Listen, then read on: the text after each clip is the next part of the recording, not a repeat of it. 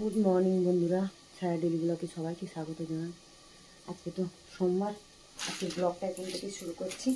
এই যে সকালবেলা উঠে তো অনেক কাজকর্ম সারলাম, সেরে আর এই যে টিফিন করতে চলে এসেছি রান্নাঘরে। আর এখন তো সকালে ব্লগটা শুরু করতে পারি, মেয়ের স্কুল থাকে তো 8টা 15 থেকে, তার নিয়ে সকালবেলা বেরোয় ওর টিফিন করা, তখন আর যে ব্লগটা শুরু করবো তখন আর হয় না। তাও বেরিয়ে গেলে আরও কাজকর্ম থাকে, কাচা ধোয়া, ঘরে কত কাজ থাকে, সেইগুলো সেরে আর যে টিফিন করতে চলে এলাম। টিফিন বানাবো আজকে, এই যে ম্যাগি বানাচ্ছি। এখানে যে আলু দিয়ে গাজর পেঁয়াজ দিয়ে একটু রসুন ফোড়ন দিয়ে, আর এখানে ম্যাগি সেদ্ধ বসিয়েছি।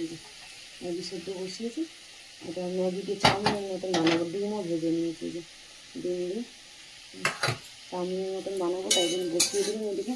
আর ওদিকে রান্নারও জোগাড় করেছি, রান্না করবো আজকে। দেখি এদিকে ডিম বানাবো ভাবছি। কালকে তো চিকেন বানিয়েছিলাম, চিকেন আছে কিছুটা, তা ভাবলাম যে একটু ডিম করে দিই আজকে।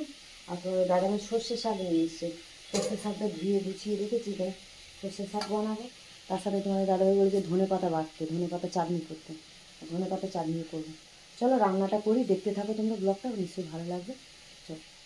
চলো বন্ধুরা, দেখো ম্যাগি তো হয়ে গেছে, নামিয়ে দিই, দিয়ে এবার খেতে দিয়ে দেবো। চলো, ম্যাগিটা দেখতে কিরম লাগছে বলো, চাউমিনের মতো লাগছে না?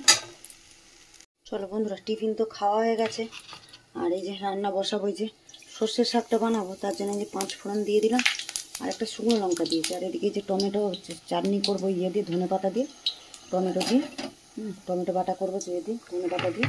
তা চলো, এদিকে তো যে সর্ষের শাকটা বসাবো বলে ফোড়ন তো দিয়ে দিয়েছি। আর এই যে পেঁয়াজও দিয়ে দিলাম, ছোটো ছোটো করে আলু কেটে রেখেছি। সর্ষে শাকের তরকারিটা বানাবো, আলু দিয়েছি, ছোটো ছোটো করে আলুটা কেটে রেখেছিলাম, ওটাও দিয়ে দিলাম। সর্ষে শাকের সাথে ওই ধনে পাতার চাটনিটা করলে ওটা দিয়ে খেতে খুব ভালো হয়। আর টমেটো পুড়িয়ে ওর সাথে বাটবো একসাথে। পেঁয়াজ আলুটা একটু ভাজা হোক। চলো আলু পেঁয়াজটাকে একটু ভাজা হয়ে গেছে, এদিকে টমেটোটাও পোড়ানো হয়ে গেছে, বন্ধ করে। আর এর মধ্যে যে মশলা দেবো, টমেটো আর কাঁচা লঙ্কা একটুখানি সামান্য, একদম 1 চামচ মতন আদা রসুন বাটা একটুখানি দিয়েছি, আর জিরের গুঁড়ো দিয়েছি, লঙ্কার গুঁড়ো একটু দিয়েছি। আর খাবে তো ওই জন্য আমি ধনের গুঁড়োটা দিলাম না, জিরের গুঁড়োটা দিয়েছি। চলো একটু জল দিয়ে দিলাম, মশলাটা কষানো হবে না, পুড়ে যাবে। চলো বাটি দিয়ে একটু জল দিয়ে দিলাম, ভালো করে এবার মশলাটা কষানো হোক, তারপরে শাকটা দেবো। এরকম ভালো করে একটু মশলা কষিয়ে নিয়েছি, তেলে ছেড়ে যাবে। শাকটা ধুয়ে তো আমি জল ঝাঁটাতে দিয়েছিলাম, শাকটা দিয়ে দিলাম, একটুখানি হয়ে যাবে। সর্ষে শাক একদম নরম,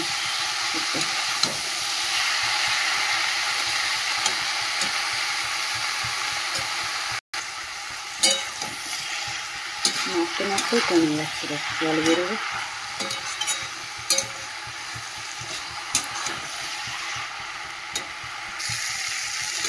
এরকম আমরা শাক আলু মশলা সব ভালো করে কষিয়ে নিয়েছি, শাক তো গলেই গেছে, একদম মিশে গেছে। চলো অল্প করে জল দিয়ে দেবো, এবারে ভালো করে তো কষিয়ে নিলাম, একটু মাখা মাখা হবে তরকারিটা, সেইটুকু জল দিলাম। সেদ্ধ হয়ে গেছে, একটু হবে, হলেই হয়ে যাবে। চলো এটা হোক। চলো বন্ধুরা, দেখো সর্ষে শাক তো হয়ে গেছে, এই যে মাখা মাখা হয়ে গেছে, আলু শাক সব সেদ্ধ হয়ে গেছে।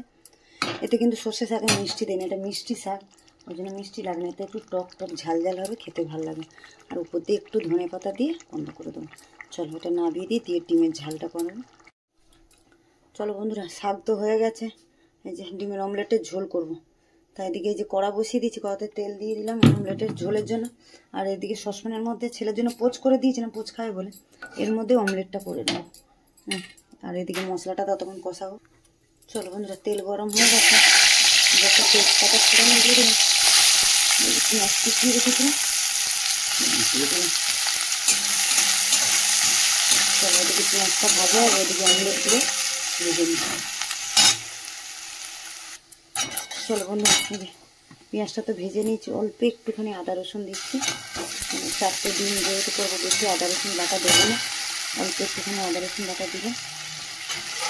আদা রসুনটা একটু তেলে, আদা রসুনটা একটু নেড়ে নিয়েছি, টমেটো আর কাঁচা লঙ্কা বেটে রেখেছিলাম, আর দিয়ে দিলাম, এবার গুঁড়ো মশলাগুলো এর মধ্যেই দিয়ে দেবো।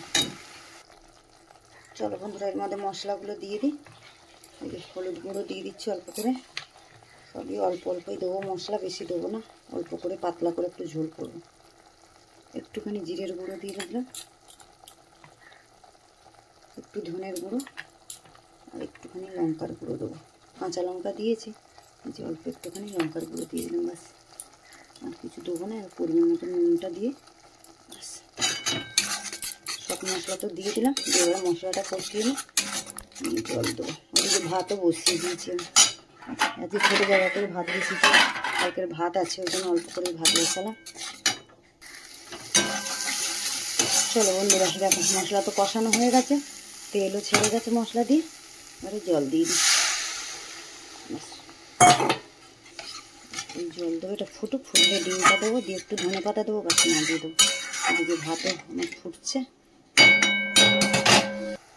চলো, ঝোল তো ফুটছে, এবার ডিমগুলো দিয়ে দিই পরপর করে সাজিয়ে।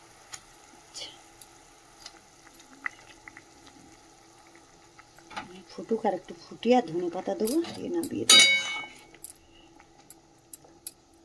ওদিকে ধনে পাতা, এই যে চাটনিটা করবো টমেটো, তো ওটা রেডি করি।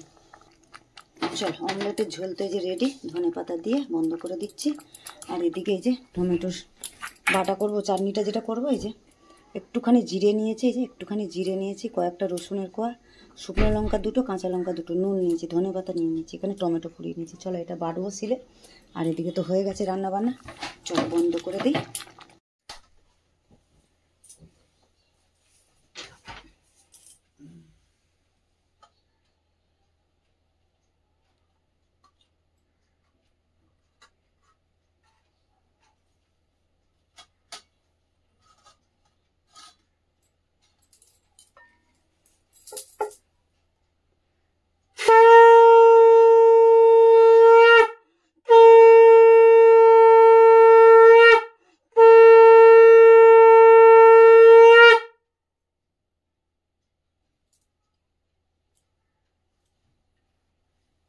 হ্যালো বন্ধুরা, এটাতে রান্নাবান্না সারলাম, সেরে চান করে পুজো কমপ্লিট করলাম।